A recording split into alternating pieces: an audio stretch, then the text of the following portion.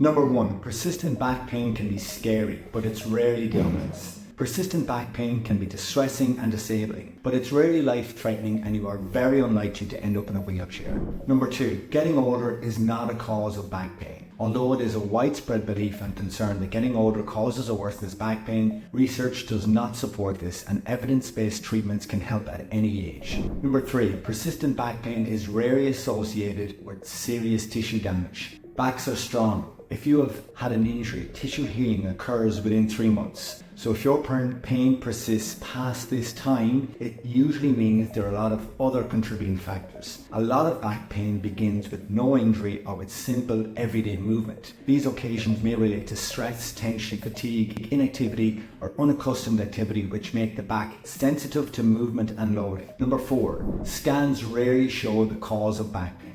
Scans are only helpful in a minority of people. Lots of scary sounding things can be reported on scans, such as disc bulges, degeneration, protrusions, arthritis, etc. Unfortunately, the reports don't say that these findings are very common in people without back pain and they don't predict how much pain you feel or how disabled you are. Scans can also change and most disc prolapses shrink over time. Number 5, pain with exercise and movement doesn't mean you are doing harm. When pain persists, it is common that the spine and surrounding muscles become really sensitive to touch and movement. The pain you feel during movement and activities reflects how sensitive your structures are, not how damaged you are. So it's safe and normal to feel some pain when you start to move and exercise. This usually settles down with time as you get more active. In fact, exercise and movement are one of the most effective ways to help treat back pain. Remember, you could be sore but safe.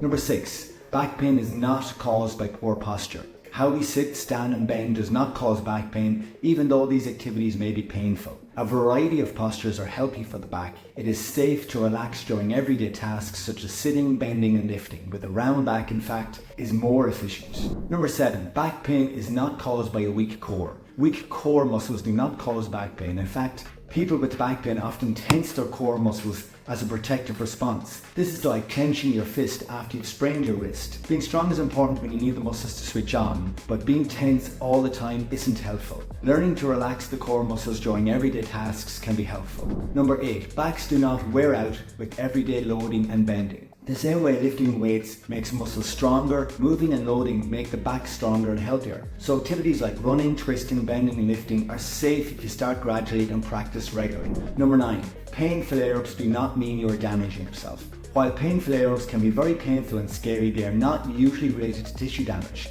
The common triggers are things like poor sleep, stress, tension, worries, mood and activity. Controlling these factors can help prevent exasperations, and if you have a pain flare-up, instead of treating it like an injury, try to stay calm, relax and keep moving. Number 10, injections, surgery and strong drugs usually aren't a cure. Spine injections and drugs and opioids aren't very effective for persistent back pain long term. They come with risks and have unhelpful side effects. There are far other more effective ways of getting control over your back pain.